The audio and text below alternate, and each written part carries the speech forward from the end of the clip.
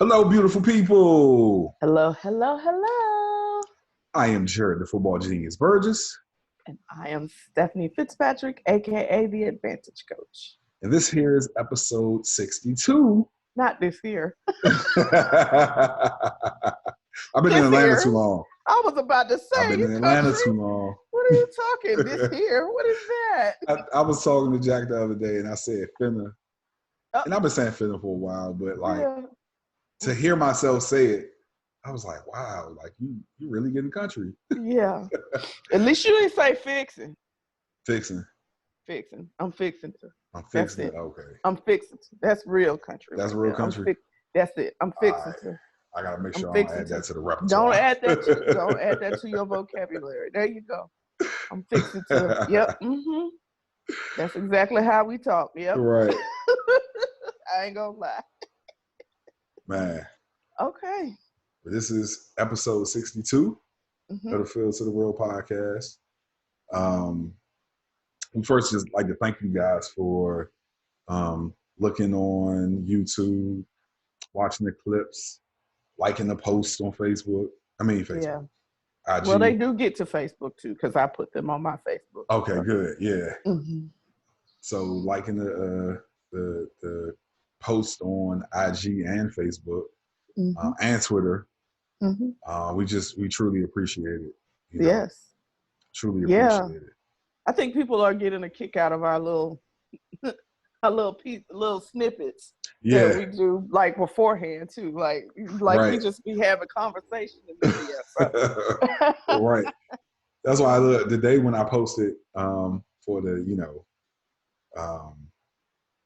I watched them once and, I take the clip and, see which is the funniest or whatever. Mm-hmm.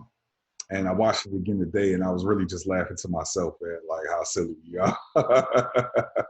It's really sad, y'all, but it's true. It is who we are. We just gonna own it. We unapologetically say we are who we are. Yeah, 100%. Yeah. Sorry. For sure. Man. All right. Let's get to this who's really right. All right. So you have elected to wait until the Last Dance documentary has fully concluded in order to watch. Yeah, I can't stand the waiting. I have reluctantly watched every episode while also jumping into a group me with the guys at my church, my pastor, and some of the guys at my church. And have had them continually clown me about this documentary and about how, obviously we know that LeBron is my GOAT, but about how Jordan is just superior. Everybody else's GOAT? Mm-hmm. Yeah.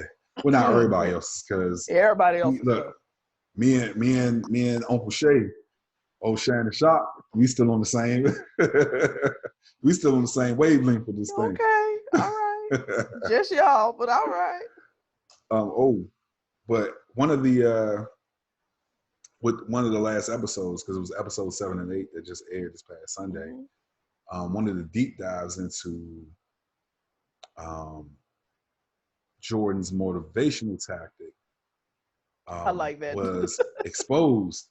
Yeah. And you had some people considering it like a very tough leadership style, while others were considering it bullying. Mm-hmm. And so this week what we came up for Who's Really Right is bullying an effective leadership style? Mm-hmm.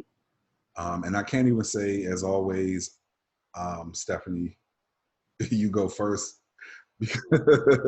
because not always, especially for the last 2 weeks, have you gone first. But I will just ask, Stephanie, would you like to go first with this one? That's fine. That's fine. And this is the disclaimer before we start this conversation, because for us, the word bullying, right? And I don't mean bullying isn't real. I'm saying in the terms of what we're about to talk about, bullying. Bullying. But our stance on the actual bullying that takes place is clear. Mm-hmm. We don't like it. Mm-hmm. And we're adamantly against anyone and anything that feels like it's bullying somebody. I'm adamantly against it. Let me just say that from the beginning before I start this. Because shockingly enough, I'm going to take the stance that it's hard for me to even use the word bullying with this because I think it's a passion that comes out in a way that makes it seem very aggressive. Mm-hmm. When you talk about particularly a Michael Jordan and just how he was with everybody. Yeah. And I don't care if you was the teammate, the coach, the owner, I don't care who you were. His passion about the game and winning and being the best was what drove him. And that passion is what came out, whether it was not always in the most sportsmanlike way. Right. Even the trash talking was about his passion for the game. You know what I mean? Like, I just feel like, so my argument is that type of passion, that type of commitment to what you do is something that led to them being winners. Right.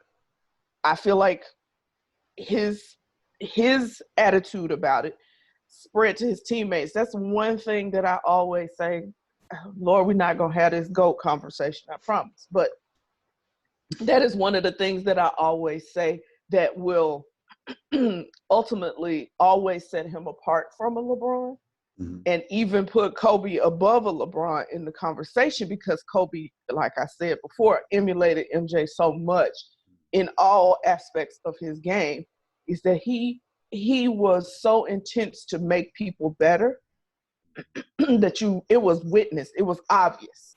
Right. Like you saw people get better just in being in his presence. And that was because of the passion that he had. And the forcefulness in which he did it is what I guess is the bullying, what is considered the bullying here. Right. But I'm going to say there's somebody else that I feel like is, I guess if we're going to call them bullies, because he too has a mindset to win. Right. And he's going to do it clearly at all costs. But that is Bill Belichick. Mm-hmm. And again, if that bullying tactic is what he uses, it's effective because they won. Yeah. Yeah. I mean, I even in our production meeting about this, I said one other person who had a bullying tactic to me as a football coach, they won a Super Bowl, and that's Chucky. Oh, yeah. He softened up. This time around, he's been way softer than he was before.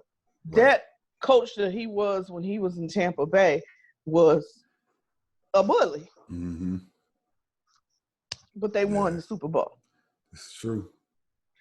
So if the question is how effective is bullying as a technique for management style when it comes to sports, I'm going to say it's effective. Yeah. It is. It's effective. Yeah. I just can't think of a situation where it's not the only style that is effective. So let me say that. Right. I'm not saying that it is the only style. But the question is it effective? Is bullying an effective leadership style? And I would say yes.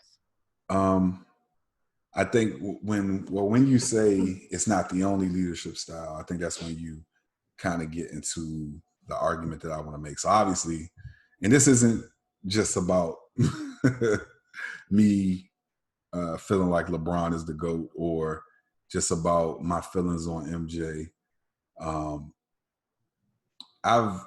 I've been involved in various leadership styles. Mm-hmm. One, as a leader myself, and two, as someone who's been led. Mm-hmm. And I guess when you look at the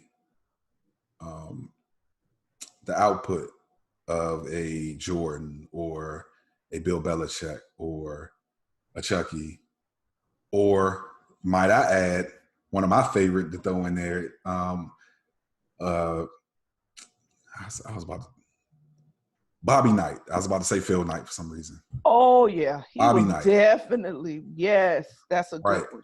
Woo. You see the results, and it's easy to say like, well, yeah, like that style is effective, and it would be hard to say no, but there are other leadership styles, and I think the question behind the question that we're asking right now is that, does the end justify the means? Yeah, totally different question though. That's a totally different question. Yeah, but it's the under part of this question. Mm-hmm. And so it's enough evidence to say that, you know, it's an effective leadership style, because we see that as far as it being effective in winning championships, that some of the people that we name, or all of the people that we name, have won championships. Mm-hmm. But one of the things I took notice of was that Michael Jordan is very conscious of how he was portrayed in this documentary. Mm-hmm. He came out with a statement before the first part had ever aired, to make a statement that I am, and I'm paraphrasing, I'm very concerned about how I'll look to people, you know, on this documentary, which is crazy because he had so much creative control over what came out. Yeah, but what they had of you. Right. And deny what you see. But to map it back to this past episode, people talked a lot about what he said to Scotty Burrell and his fight with Will Perdue and Steve Kerr. And I think that's how we get into the topic of bullying. Mm-hmm. Because you can lead, and you should be able to lead without putting your hands on your teammates. You should be able to. It's never okay to put your hands on anybody. Right. So I don't. That's not okay. It's not. And throughout sports talk media, I've seen, you know, opposite ends of the spectrum. Some people being very outraged at how Jordan behaved, and some people justifying his actions. And so that's how I arrived at, does the end justify the means? Yeah. And so it obviously it's effective. That type of style, when you get into the point of putting your hands on people and kind of being protected, that's what I don't agree with. Yeah. And I would say that part isn't effective. Mm-hmm. Now, Jordan, I've had my high school coach, God rest his soul, Coach Jarrett, walked around the locker room and the field with a bat. And he would run up on you with the bat. While I never seen him hit anybody with the bat, I was certainly afraid of him actually hitting me with the bat. Right. And he was really hard on me. Like I think we were talking about this yesterday. I was one of the biggest guys on the team, but he was stressing me, leaders lead from the front. So when we're running sprints, you should not be, you should be in front of everybody. And I was like, even the kid that's like 150 pounds, he was like, yeah. And he pushed me to have a higher grade point average than the rest of the players on the team. And I didn't understand it at the time. I thought he was just really being unreasonable until like I got a little older. Mm-hmm. And so I had him for a coach. And everybody who watches this podcast always hears me talk about Coach McKelvin. Yeah. He was on the opposite end of that. Yeah. But I think the thing about the leadership styles for both of them, at the core of it, I could tell that they loved me and they had love for me. Yeah. And so I was willing to do anything for either one of them, because I could feel that love. Right. And while the documentary doesn't necessarily get into that, I would assume that would have to have been there in order for them some level to be successful. It had to be some sort of brotherhood of some sort, or at least a respect of one another as professionals. Right. And so the reason why I say I don't think bullying is an effective style of leadership, and I guess we would have to split hairs on what the definition of bullying is. I think you can be tough without being so intense that you punch your shooting guard in the face. I think that I haven't seen that, and I didn't even remember that. Like, I don't remember that even happening, but I didn't see it because I haven't seen the documentary. So. Oh wait, you didn't hear about this before? I don't listen. Some stuff I can't remember. Right. That even happened. Like, I know he did some stuff, but I don't think I remember the punch in the face part. Okay, I'm sorry. I didn't mean to. No, you good. I didn't mean to ruin that part for you. You good. But I think I heard about it when I heard more about it when Steve Kerr took over for the Golden State Warriors. And I was glad that he actually got to address exactly what happened, and I won't spoil that part for you. Okay. But I think I have shutters on when it comes to MJ, probably too. Like, I don't want to. No. Like, and I noticed that with a lot of like really, folks who are like diehard MJ fans. Yeah. And I guess you could probably say the same for me as being a LeBron fan. You don't necessarily want to hear the criticism. Yeah. And it feels like you're always defending them against something. And so, but I would just say like the bullying one, and to even take the air quotes off of it, because I feel like when you put your hands on somebody, that's bullying. That's over bullying. The top. That's bullying. So some of the other things they talked about was when he called Scott Burrell the B word and a garden tool. People would like mention that stuff too. But I would say in defense of Jordan, for those moments, like, it didn't seem malicious. It's the passion. Some people talk and play and joke like that in locker rooms and amongst your friend group and your peer group. Absolutely. Like you see me, I didn't even sweat. I didn't even get a crazy look on my face when you said that, because you hear that all the time. Well, if you also look at Draymond Green's blow up on the sideline with Kevin Durant, someone could use that scenario and say, well, what's the difference between when Jordan said it to Scott Burrell and when Draymond said it to Kevin Durant? And it's all about intent. It's all about intent, and it's all about delivery. So I'm shooting Jordan some bail on that, but like punching your teammates in the face and some of the other stuff, like you had a bad game, so you're not eating on the flight back, like stuff like that. Come on, man. Well, that don't have nothing to do with leadership style, but that's just everybody doesn't have. When I'm not. This is not me excusing any of it. Right. But when some people are so their desire to win is so strong that it overtakes everything. Right. And they forget how to be human or humane even in things. You know what I mean? Like it's the desire to win, and that spirit of competition that's in them is so strong that it just overtakes their logic in everything. I mean, and a funny thing is, we having this conversation, and the person who came to mind about putting their hands on somebody, and I was like, in my head while you were talking, I'm laughing because I'm like, lucky for him, Lucky for Jordan, he didn't have this person as his teammate, because I imagine it would have been the same thing. But I think of Latrell Sprewell and PJ Carlesimo. just everybody throwing hands. Is it? You throwing hand like you wait? You call me what? Oh, okay. See, yeah. Like I imagine that if Jordan played in this day and age, he couldn't do some of the things that he did back then, because these kids, they're not hearing it. Right. I don't care who you are. You don't get to talk to me like that. Did you just put your hands on me? Like, yeah. And I can imagine, like, with somebody like a Jimmy Butler, right?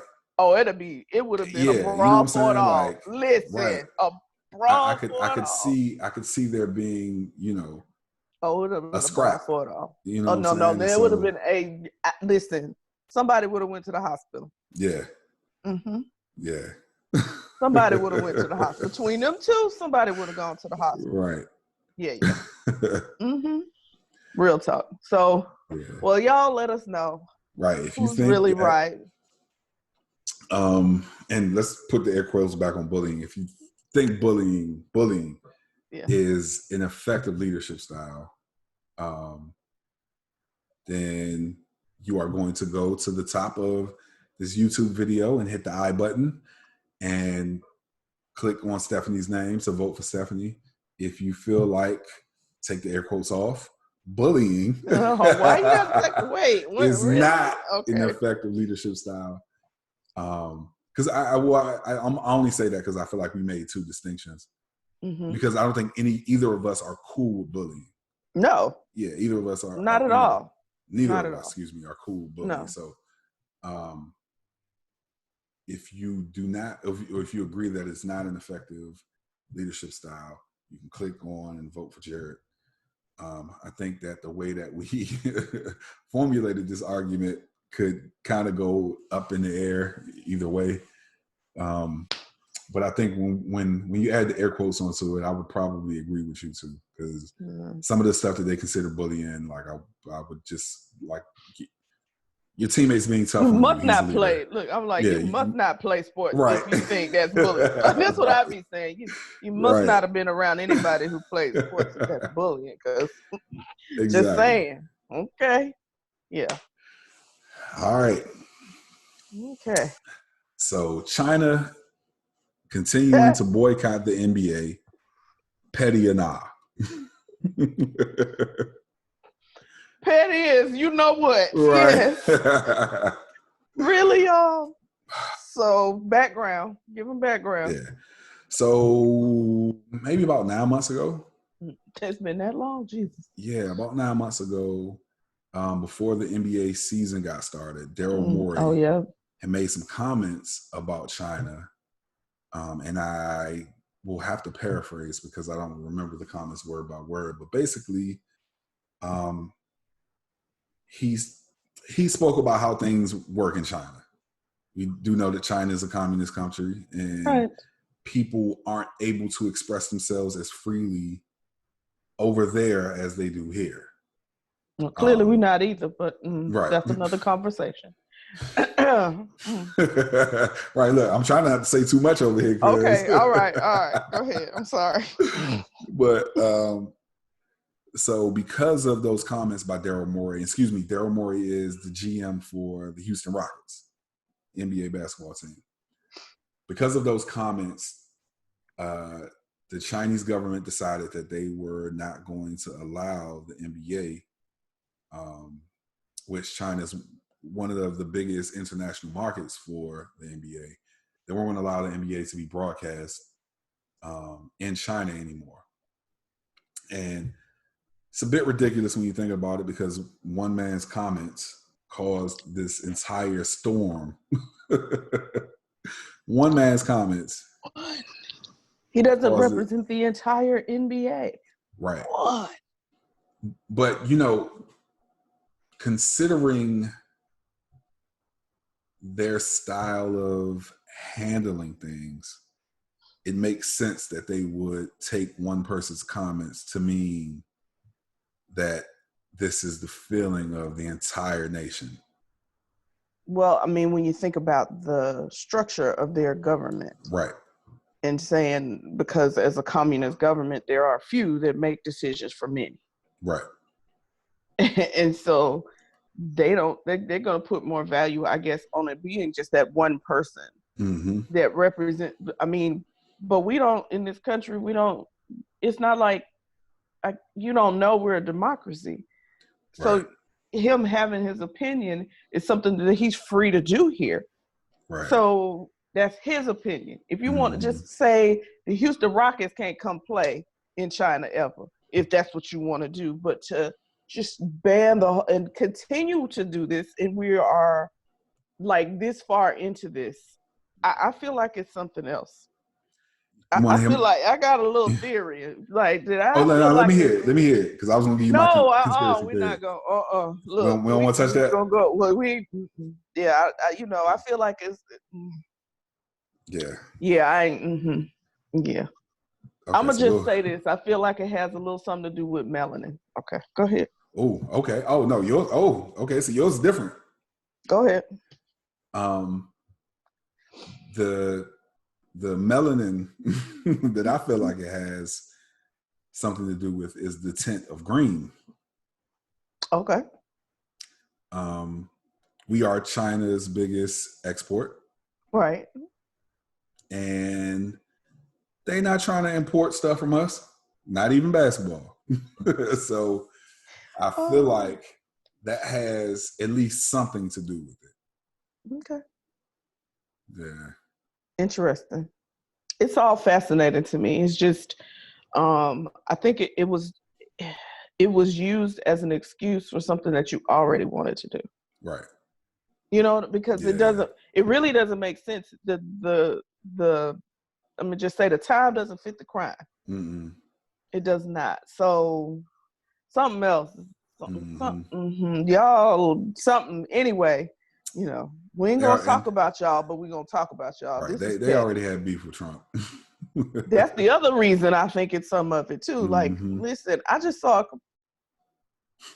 a commercial today where you literally put out a commercial that says China is responsible. A commercial, Jarrett. Yes. This is one of your political ads.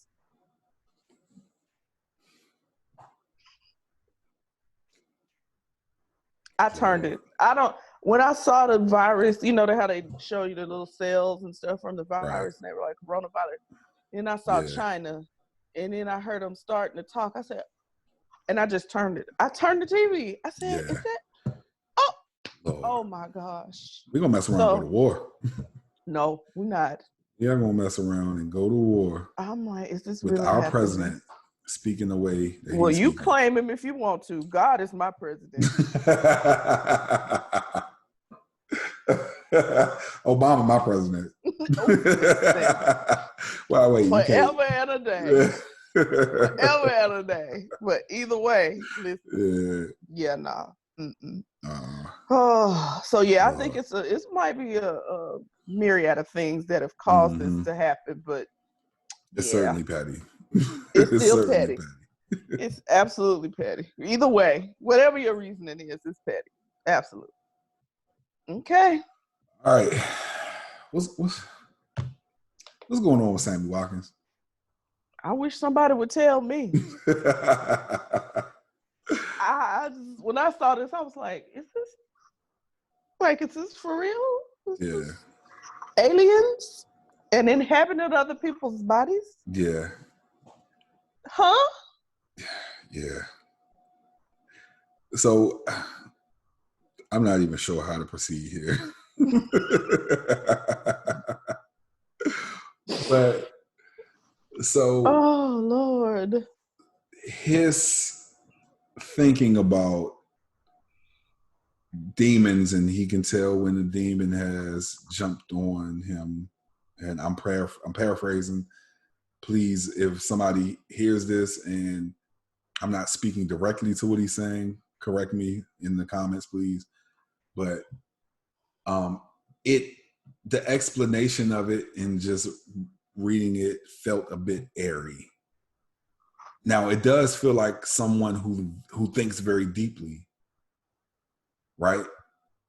Which I guess kind of cancels each other out. But listen, let me tell you something. He's got his own. Yeah, go ahead. Yeah. I'm sorry. No, he's created his own very stark ideas about the world and life. It's it makes me concerned. Like, is something mentally wrong? Mm-hmm. And that's no knock. Everybody is entitled to their own belief system and how they see things. But some of this stuff is just, he's like the Adam. So his theory is Adam and Eve existed, but the serpent was not bad necessarily. And so Satan, wait, what did it say? God could be Satan. Jesus could be Lucifer. Mm.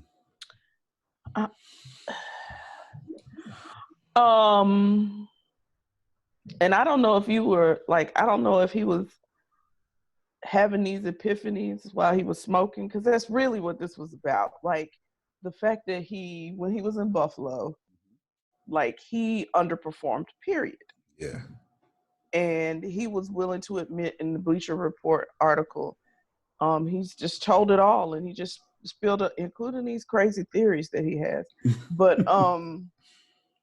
he spilled it all and talked about how he was smoking and drinking and going out every night and not taking care of his body, not taking his job seriously. Right. And so yeah. So I'm just concerned if between having your, the violent hits to your head and you drinking and smoking on that kind of level, did it do something? That's something up. Did something knock loose and it just never went, like, you know what I mean? Like, yeah. And again, he is entitled to his opinion about things, but some of this stuff is just like, for instance, a commentator or somebody made the mistake of thinking that somebody else scored the touchdown. And they accidentally said it was Sammy Watkins who scored the touchdown. And so he put a theory to that said that he probably, his spirit entered that person's body. And that's why they thought it was Sammy Watkins. I just said, what do you do with this? I don't know that there's something you can do with that. And death. That's the other thing. He talks about, like, dying all the time. Like he's died. What? Yeah. And then comes right back. Yeah. Yeah. And I don't want to, I know I say some crazy stuff sometimes. No, Jarrett, this is on another level. So I want to be sensitive to the fact that of what he's saying, but I don't know. I don't know. I think the only thing I can say is Sammy, and the people who are around Sammy Watkins, if you see that things are off, please get this young man some help. I'm not even trying to be funny at all. Like, I literally have such concerns. I mean, y'all, like, his beliefs on spirituality and religion and all of that is one thing, but this man said that he doesn't know, he thinks he's other beings when he plays football. Like, I'm reading it, it says a dog, a dinosaur, a horse.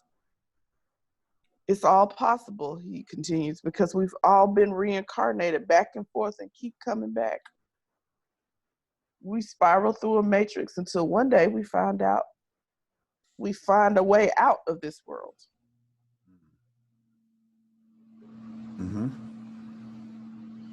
Prayers up for Sammy Watkins. For sure. Prayers up for him. For sure. And I'm not trying to make light of it. Like, you know how you and I feel about mental illness. No, this is a mental illness issue. Yeah. And I don't want to trivialize it, because I was laughing a second ago, but like, just some of what I read in that article just struck me as odd. And I would hope that if the people who are around him see that he needs some help, they would try to get him some help. Yeah.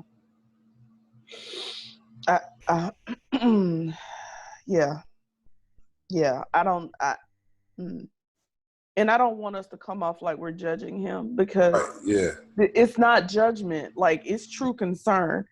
And the reason I wanted to talk about it was, I mean, initially when I read it, it was about his, you know, his coming out of being that irresponsible professional, basically, into now. And so once he put down the drinking and the smoking on a daily basis, then you were able to produce to become a Super Bowl winner. You know what I mean? Like, we see the difference in who you are. Yeah. And kudos to you for that. But I'm still just concerned about some of the things that you talk about that are just, they don't resonate as healthy, mentally healthy things. Right. That's all. Proud of you for getting yourself together, though. Yeah, bro. Absolutely. Proud of you for getting yourself together. Absolutely. But there's other stuff. I mean, even the person who wrote the article, if you read the article, the person who wrote the article was like, huh? It was a lot of like, huh? Like, wait, what? You what? Like, yeah. So, like we saying, like, it sounds crazy, but yeah, I don't know.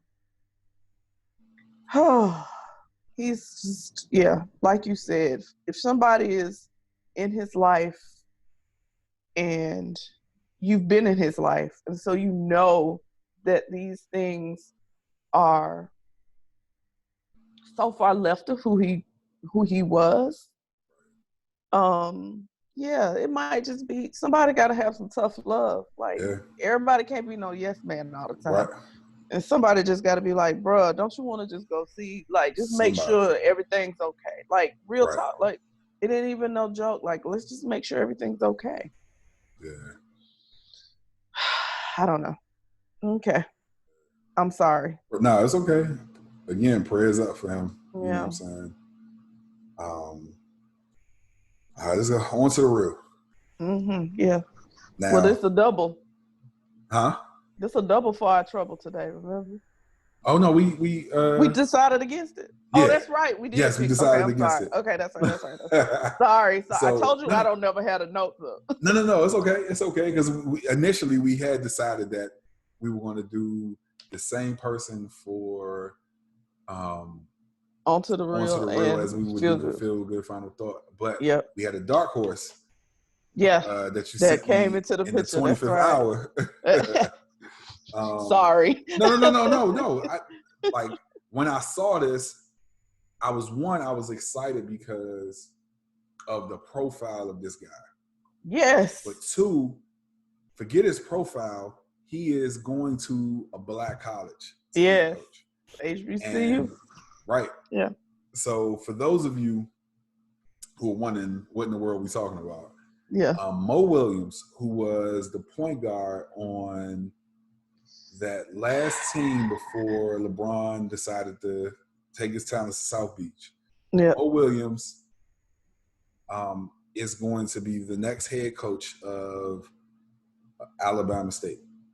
And when we both saw this, we were just so overjoyed because this is the type of stuff that is needed at black colleges. Obviously, black colleges kind of get the short end of the stick when it comes to funding and when it comes to just the coaching pool. But to see somebody like Mo Williams, who has his very high profile and who's been coaching for a number of years, get or decide to take this job, it's just heartwarming. Yeah. He could have stayed where he was, because I'm sure eventually he would have been the head coach. But it speaks volumes about who he is that he would say, no, we've been to Alabama State and done one of our podcasts from Alabama State with Coach Farrell. Coach Flea. Yeah. So we know, like, what was that place? I can't remember the name of the place we ate at, but yeah, that place we ate, and they had that little sign on the wall, and it was about pork butt. So just that, if they give you any idea of the town, and where he's going to, it's definitely different. Yeah. Than probably most of what he's ever experienced. Yeah. Well, he went to Alabama though, right? Didn't he go to Alabama? Yeah. So he gets it, but still, this might be a little different. Professional career up till now, he hasn't had this. It's gonna be a little different for him, but I really admire him for taking this challenge on. It makes me think of Doug Williams. Yes. And how he did it, you know what I mean, at Grambling. Yeah. And so I'm excited for this opportunity for him. I hope that he is. The good thing is, I know they're embracing him in the Hornet Nation. I'm sure. Yeah, I'm sure they are embracing him for sure. His old coach, I think it's a quote that says, "It's a great day to be a Hornet." Having him there, you know. So kudos to you, sir. That's awesome sauce. Yeah, it really is. I'm super excited about that. Like I love when these very high profile guys take positions at Black colleges. Like, you know, a few years ago when Mike London, who had been the head coach at University of Virginia, and then he was, I believe, the offensive coordinator at University of Maryland, decided to take that position at Howard. Like, I was overjoyed. And then they rewarded him, which maybe for him wasn't really a reward, but they made him the highest paid Black college coach ever. Okay. So that was exciting. I was super hype about that. Yeah. And I'm very hype about this.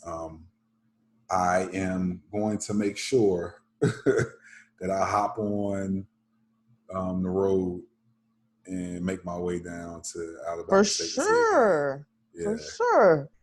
We need to figure out how we can get Flea to get us in. We can do the podcast and have Mo Williams on. Like, that would be amazing. Man. That would be amazing. We need to reach out and see if we can make that happen. Look, I called you Flea, so you know I want something, right? Look, I ain't even peeped that until after a little second with us. I said, like, So make that happen. We know you be listening sometimes, so come on. Right. Yeah. But good stuff. Yeah. All right. Now, this feel good final thought is super special. And before, as a matter of fact, when we were discussing it, because I was reading a little more about it right before we started taping, like, this is certainly one of those stories that has the criteria of being eyeball sweat. Sure. If you guys don't remember, Maurice Clarett was the starting running back as a freshman for that 2002 Ohio State National Championship team. Beast. And unfortunately, you only got to see him that 1 year. It's funny because when I first got to Howard, I want to say it might have been my freshman year, he ended up having to leave Ohio State. I saw him on the sideline at the Morgan State game, up at Morgan State, because that was one of the destinations that he would potentially transfer to. And then we didn't hear about him again until 2006. Well, no, we heard about him again.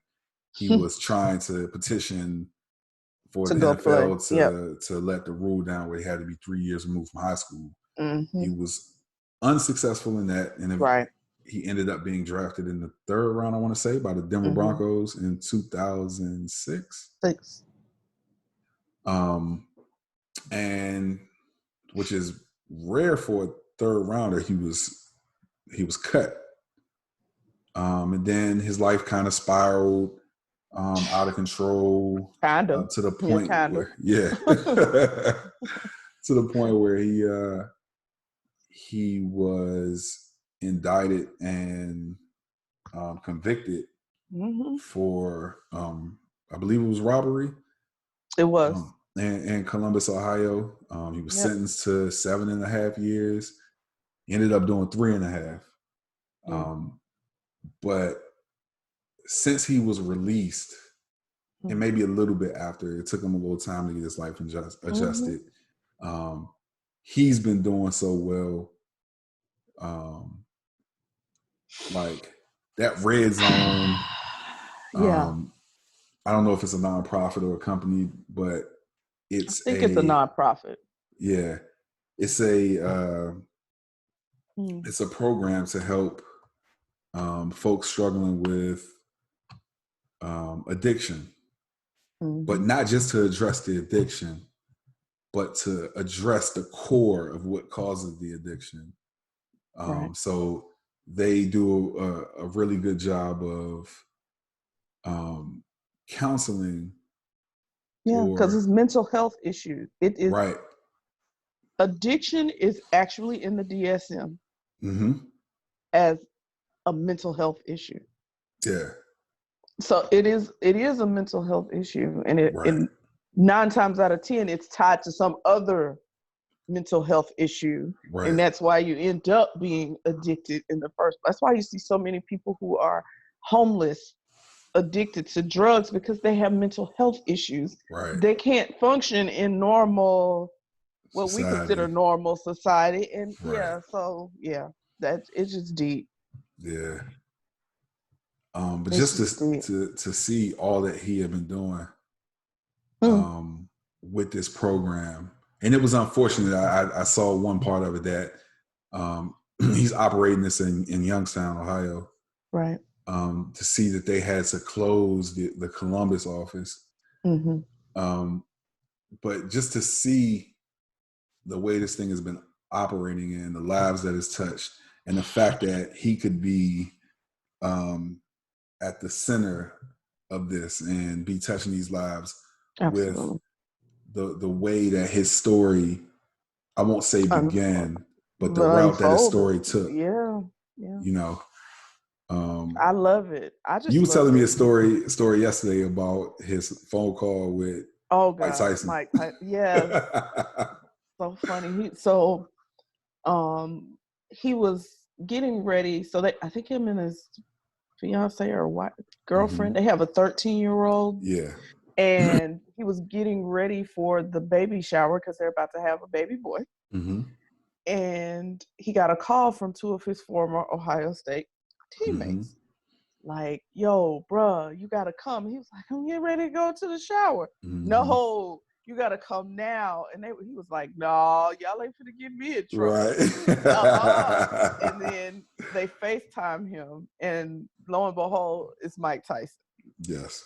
And Mike Tyson uses some not so choice words to let him know that he needs to get to him. Get your behind down here. Get over here, because they were at a hotel doing some sort of event. Because I know when I read it, they said when he walked in the room, Pete Rose was in there, Mike Tyson was there. I was like, oh, okay, so this is for real. And so Mike Tyson, essentially, Mike Tyson's vocabulary is quite colorful. So I'm not gonna quote what he said. I'm just going to say that he pretty much told him that his life, his story, his willingness to share his story had touched him so in his own, he said, because obviously Mike Tyson's story sounds a lot like Maurice Clarett's story from 20 years before. You know what I mean? Like, you went to jail, you did it for rape and all this kind of stuff, and you turn your life around, but he was more touched with the fact that Maurice Clarett had been able to find a new chapter in who he was. Unlike what he did when he got out, he tried to go back to boxing. Right. And he was like, because that's all I knew. He says, but for you to come out and just come with a vengeance, like, no, I'm going to go do, you know what I'm saying? It's crazy. Even now, like, I'm reading where he said in his house where he works when he's not. He calls it a prison. A prison cell, yeah. Because he's like that is what molded him and shaped him so much that he went through that. You know what I mean? Like that. My God, I could fall that far and be in this situation. So I just, and even it infected Mike Tyson to the point that he was in tears. Yeah. When he was talking to him, and I said, "This is good because this is always what we're talking about. Like the whole you in all of your experiences encompass who you are, not just that one thing. It's not just that one thing. It's all of you that makes you who you are." And I just said this literally to somebody today. Your pain is the precept to your purpose. Bars. Bars. And your purpose is always going to change people's lives. Period. Yeah. Man. So this is like the perfect story of that right there. I mean, from the pit to the palace. Yeah. Truly. From the pit to the palace. Yeah. That's a Joseph reference. Yep. From the pit to the palace. Shout out to Pastor Mike Todd. Yep. Yeah. Yeah. So this was a good one. I just it epitomizes, to me, this is just one of those things. It's like it epitomizes everything. And I love that he was so free to talk about. He was like, I still take my meds. I do all of these, I go to therapy. I still go to therapy. Kudos to you that you Black man, thank you for saying out loud and out of your mouth to the world, I go to therapy. Thank you. I still go. I go to Not that you went one time and it was a nice experience, that you still go. Still go to therapy. Thank you. Appreciate you, sir. Yeah. So, yeah. Anyway, so y'all see why this could have been an on to the real and a feel good final thought. Right. Still, I'm listening. It's an eyeball sweater for real. Like, Yeah. Yeah. Definitely right before I called you. Before we connected on here, I was like, ooh. Yeah. Right. Wait. What? Wait. Yeah. Man. So, yeah. Good stuff. All right. What you been watching? What haven't I been watching would be a better question. I'm like, Lord, you better hurry and get me out of here. Jeez. Okay, so y'all know I'm a car girl. Oh, by the way, did you get that? Yes, I saw what you sent me about the one in Florida. Yes. Yeah. Listen. Anyway, sorry, y'all. Well, actually, you sent me both of them. Yes. Send me the one in Florida and Barry Those Jackson. are my two. That's my two right there. Look, I got to get to both of those. Yeah. Those are my goals. Those are goals for me. Okay. So Lord, hear me. Whatever this. Yeah. So, so the first one is it's a show that's been on for a while now, but I think they just rebooted it on Motor Trend, and it's called Fast and Loud. Love it. Richard Rawlins, Gas Monkey Garage, restorations. They do all sorts. They do new cars. They do old schools. And they had their own little spin that they put on them. But love it. It's out of Dallas, I think. Great show. He's really funny. So that makes the show even better because he's a funny dude. Richard Rawlins is hilarious. Really, he's hilarious. So love that. And another one is I watched this. I'm waiting on new season. On Netflix, I believe. Friends from College. When I tell you this show is so stupid. Yeah.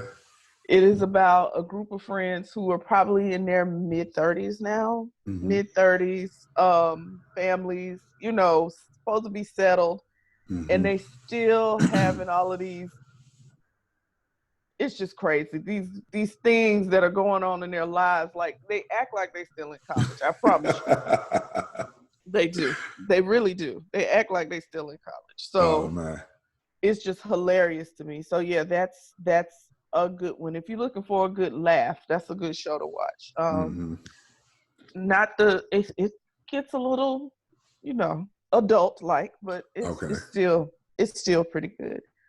Last one, I don't even know if there are words to describe what this did to me. Watching this documentary. Oh, you watched it already? Watching this show. What? Okay. Yeah, what? Oh, I'm sorry. I was like, I wanted to watch it the night it came out, and I was like, I'm too tired. I'm gonna have to watch it. Listen. So I'm talking about Becoming, which is the documentary which chronicles Michelle Obama's tour for her book. Y'all. Yeah. It's amazing.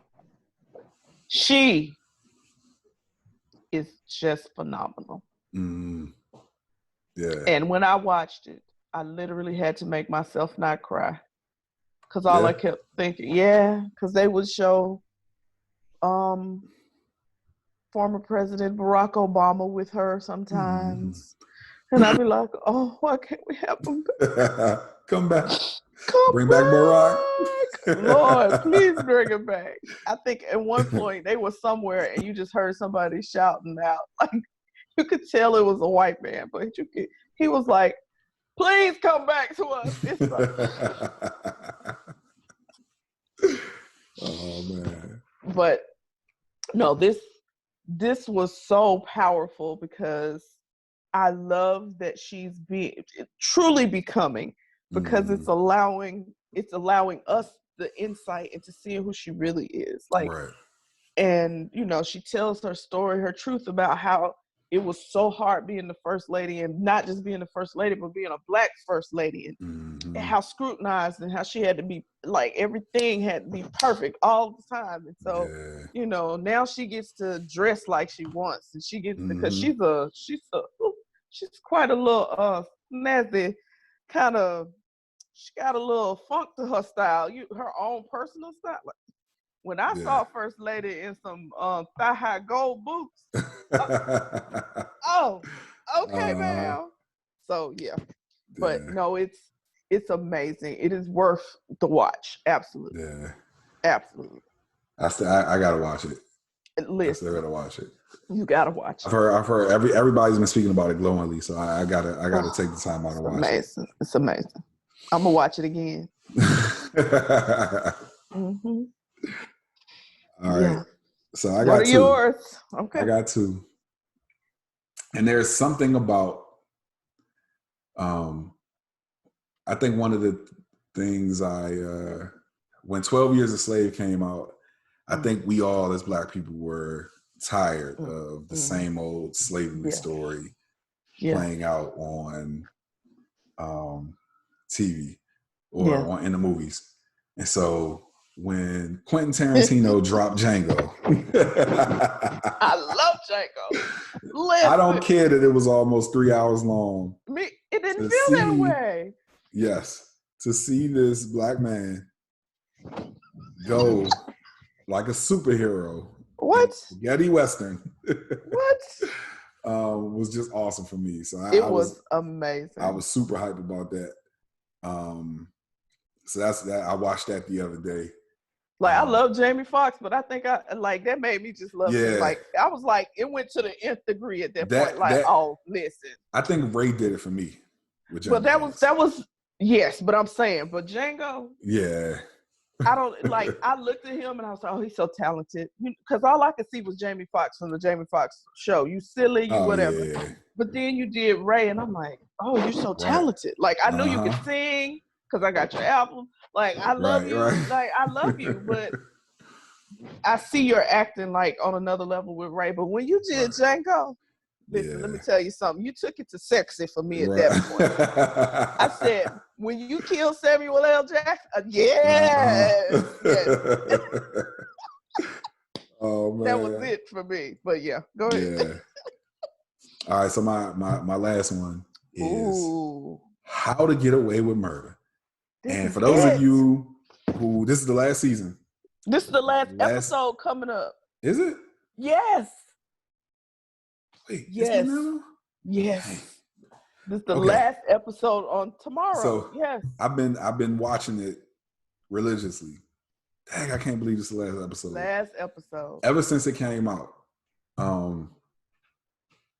Annalise Keaton. Yeah. I love Annalise Keaton. You love her. If you all have not seen either seen it at all or haven't seen it in a while, it is on Hulu. You need to catch up with this show. Is it all of them up to the end? Yeah, all of them. Oh, I didn't know that. Because see, I had missed like the last season. Oh yeah. Now you can go back. Oh, I can go on season Hulu 1 all the way to 6 and watch it. Oh no, I've seen 1 through 5. I just hadn't seen this last one. Oh yeah, nah. So you can start from beginning of season 6 and watch it. Oh, don't make me go. You got you got something to watch. Stuff to watch. I'm still on Queen Sugar, you know that. Yeah. Oh, you got to finish that first. Oh God, I haven't been able to watch like I want to. But anyway, yeah, you got to finish that first. But those are my two. Like, if you need to binge, How to Get Away with Murder, you definitely need to do that. Django is definitely a 3-hour watch. Oh yeah, it's worth it. So it's worth it. Yeah. Listen, the only other thing that's been since we saying it, I'm gonna just say this. I don't know who Sunday, Saturday. What was it? Saturday. That was the best 3 hours I've spent in quarantine. Period. You hear me? So Erykah Badu and Jill Scott had a quote unquote. That was not a battle. That was a love fest that those two women had on Saturday. Listen, and somebody asked me who won, and I said the culture. The culture. The earth. Look, the earth. I posted it. Somebody had put an article up that said the earth something shifted in the atmosphere on Saturday because of the way that they came together. Yeah. Like I think one of the comments while they were doing it, somebody said, I believe we done found a cure for Rona. It sure enough took your mind off of it for 3 hours. Yes. Oh God. Yeah, I haven't been able to stop listening. I've been listening to both of them nonstop since then. Yeah. I don't even my Apple playlist has been them two for the last week. Yeah. Amazing. Yeah. So yeah, that was a great was a great versus battle. I'm looking forward to Nelly and Ludacris. I'm looking forward to it. Ain't nobody got to worry about me. Oh yeah, I'm sure. First of all, if you got to find somebody other than Nelly for me to be listening, I'm sorry. That is one. No. What? No. Oh no. Somebody other, anybody. You can pick it up. Lord forgive me, but yeah, no, I'm not a. Yeah. You're not Nelly fan? I'm not. Okay. So Luda won this before I even had to sit down and start watching. Terrible. Just saying. Listen, you know I'm gonna go for my homeboy. Oh yeah, he from the A too. Yeah, I know he was on the radio. Listen. I knew you were gonna be biased. Absolutely. When he was just Chris on the radio, I knew you. So yeah. All right. Thank you guys again for listening. If you want to reach out to us and get in touch with us, certainly hit us up at the Field to the Real. That's with the number 2, Field to the Real podcast page on IG. On Twitter, it's Field to the P1. Sorry guys, Twitter I guess just decided they didn't want that long of a name. And if you want to reach out to us in our email, it's fieldtotherealpodcast@gmail.com. Certainly go and check out our Field to the Real podcast YouTube page, and you can see all of the clips from every episode we've done the last 4. We still trying to get the ones. Yeah. From the We still have all of the older episodes on the Field to the Real YouTube page that we'll be transferring over. So as always, we love and appreciate you guys. Yeah. Peace. Peace.